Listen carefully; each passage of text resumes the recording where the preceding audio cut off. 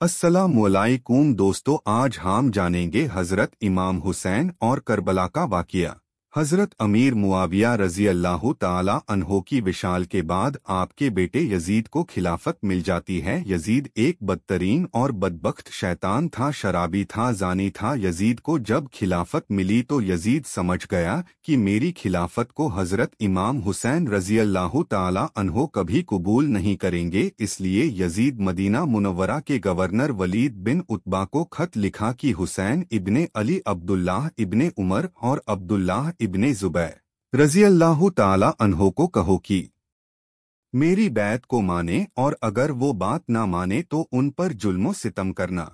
हजरत इमाम हुसैन रजी अल्लाह ताला अन्हो ने यजीद की बैत करने से इनकार कर दिया, क्योंकि यजीद आपके नज़दीक मुसलमानों के इमामत और खिलाफत के लायक नहीं था। क्योंकि आप जानते थे यजीद फासिक व फाजिर था, जानी था, शराबी था और जालिम था। इमाम हुसैन रजी अल्लाह ताला अन्हो मदीना शरीफ छोड़कर मक्का शरीफ तशरीफ ले आए। अब आपको मक्का शरीफ में कूफियों के ढेर सारे खत आने लगे। उन खातों में लिखा हुआ था, ए इमाम हुसैन, आप कूफा तशरीफ ले आइए, यहाँ पर यजीद का जुल्मो सितम बढ़ता चला जा रहा है। हम आपसे ही बैत करेंगे, यजीद की बैत हमें हरगिज कबूल नहीं है।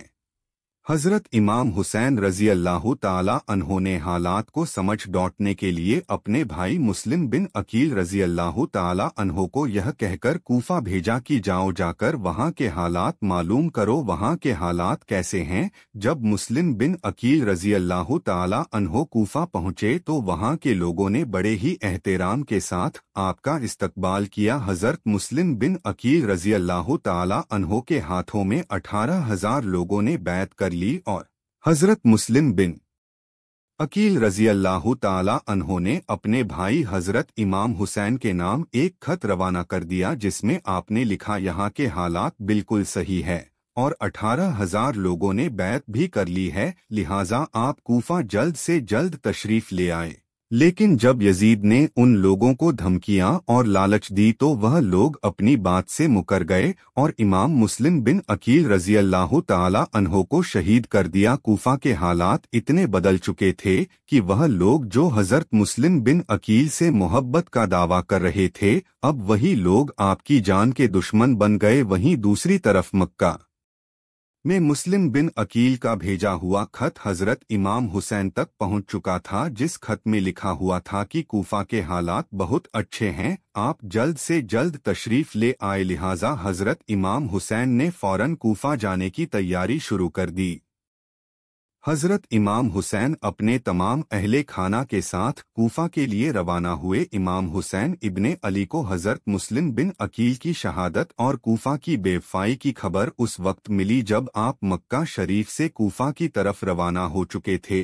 जब आप कूफा शहर के बिल्कुल करीब पहुंच गए तो आपको यजीदी फौज ने रोकने की कोशिश की। हजरत इमाम हुसैन ने फरमाया कि मैं तुम लोगों के बुलाने पर ही कूफा शहर में आया हूं, अगर तुम लोग चाहते हो कि मैं ना आऊं तो वापस जाने दो, मैं जाने के लिए तैयार हूं। यजीदी फौज ने हजरत इमाम हुसैन को कूफा शहर में दाखिल नहीं होने दिया, लिहाजा हजरत इमाम हुसैन अपने पूरे काफिले के साथ अपना रास्ता बदल लिए। चलते चलते जब आप एक चटियल मैदान में पहुंच गए तो आपने एक शख्स से सवाल किया कि यह कौन सी जगह है। उस शख्स ने कहा, इस जगह को करबला कहा जाता है। आपने फौरन अपने पूरे लश्कर को हुक्म दिया कि यहीं पर खेमा लगा दिया जाए। मोहतरम अजीज दोस्तों, इस तरह से हजरत इमाम हुसैन करबला में पहुंचे। उधर यजीदी फौज को जब इस बात का इल्म हुआ कि हजरत इमाम हुसैन ने अपना खेमा करबला के मैदान में लगाया हुआ है,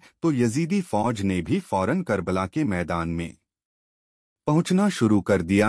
यजीद की जो फौज करबला पहुंच रही थी उनकी सिपह सालारी इब्ने साद कर रहा था। हजरत इमाम हुसैन ने इब्ने साद से कहा कि या तो तुम मुझे यजीद के पास ले चलो या फिर मुझे अपने शहर मक्का वापस जाने दो। लेकिन इब्ने साद इन दोनों बातों में से कोई भी बात नहीं मानी और वो आपको बैत करने पर मजबूर करता रहा, लेकिन हजरत इमाम हुसैन ने उसकी बात से इनकार कर दिया। दिन गुजरते गए और 3 मुहर्रम का दिन आ गया। अब जालिम यजीद ने इमाम हुसैन के सामने 22,000 सिपाहियों का लश्कर भेज दिया। दूसरी तरफ हजरत इमाम हुसैन के साथ 82 लोग थे जिसमें औरतें और बच्चे भी शामिल थे। कितनी हैरत की बात है कि यजीदियों में इमाम हुसैन का इतना खौफ था कि जहां इमाम हुसैन सिर्फ 82 लोगों के साथ मैदान करबला में थे जिसमें औरतें और बच्चे भी शामिल थे, वहीं यजीद ने मुकाबले के लिए आपके सामने 22,000 का लश्कर भेज दिया जो कि इमाम हुसैन के सामने 100 गुना से भी ज्यादा था। इमाम हुसैन के सामने यजीदी फौज के हौसले पस्त हो गए और उन लोगों में से किसी में भी इतनी हिम्मत नहीं थी कि वो हजरत इमाम हुसैन से मुकाबला कर सके। आखिरकार उन्होंने यह फैसला किया कि अगर इमाम हुसैन को हराना है तो उनका पानी बंद करना पड़ेगा, तभी इनका मुकाबला किया जा सकता है। दिन गुजरते गए और 7 मुहर्रम का दिन आ गया और 7 मुहर्रम को ही यजीदी फौज ने इमाम हुसैन के काफिले वालों पर पानी बंद कर दिया। आपको बताते चलें कि करबला के मैदान में पानी का कोई भी इंतजाम नहीं था सिवाय नहरे फुरात के, लेकिन 7 मुहर्रम के दिन नहरे फुरात का पानी भी हजरत इमाम हुसैन के खेमे वाले लोगों के लिए बंद कर दिया गया। हजरत इमाम हुसैन और उनके साथ मौजूद तमाम नौजवान लोग तो इस प्यास को बर्दाश्त करते रहे, लेकिन छोटे छोटे बच्चे और औरतों का प्यास की वजह से बुरा हाल हो चुका था। फौजे यजीद जो चारों तरफ से इमाम हुसैन के घर वाले और तमाम साथियों को घेरे हुए थी, उन्होंने यह तय किया कि अब 9 मुहर्रम के दिन इमाम हुसैन को कत्ल कर दिया जाए। माज़अल्लाह।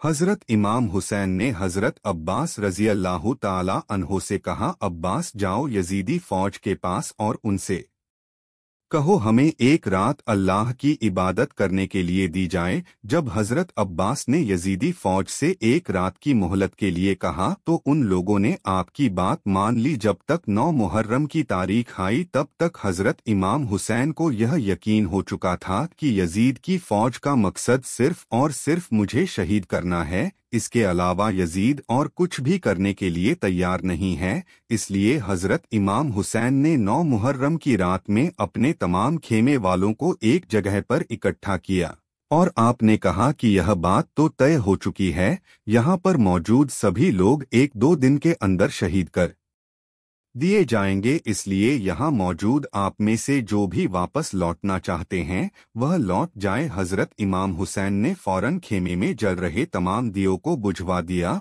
और अंधेरा करवा दिया था ताकि जो भी जाना चाहे वो चला जाए। थोड़ी देर बाद जब दियों को दोबारा जलाया गया तो सारे के सारे लोग बैठे आंसू बहा रहे थे, यानी कोई भी हजरत इमाम हुसैन को छोड़कर जाने के लिए तैयार नहीं था।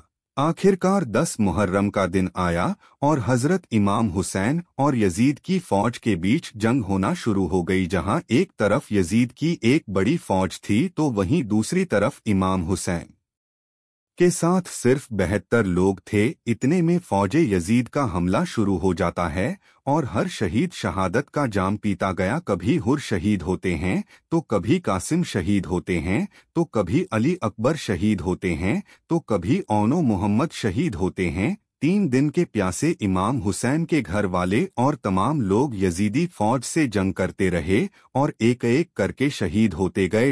हजरत अब्बास अलमदार से हजरत इमाम हुसैन के 6 महीने के बेटे अली असगर की प्यास नहीं देखी गई। आपने एक मस्कीजा लिया और घोड़े पर सवार होकर नहरे फुरात के किनारे पहुंच गए और आपने एक मस्कीजा भर लिया, लेकिन जब आप पानी लेकर वापस लौटने लगे तो यजीदी फौज ने आपके ऊपर लगातार तीर बरसाना शुरू कर दिया था। हजरत अब्बास जब तक हजरत इमाम हुसैन के खेमे तक पहुंच पाते तब तक यजीदी फौज ने तीर चलाकर हजरत अब्बास अलमदार को शहीद कर दिया था। इस तरह हजरत अब्बास अलमदार शहीद हो गए।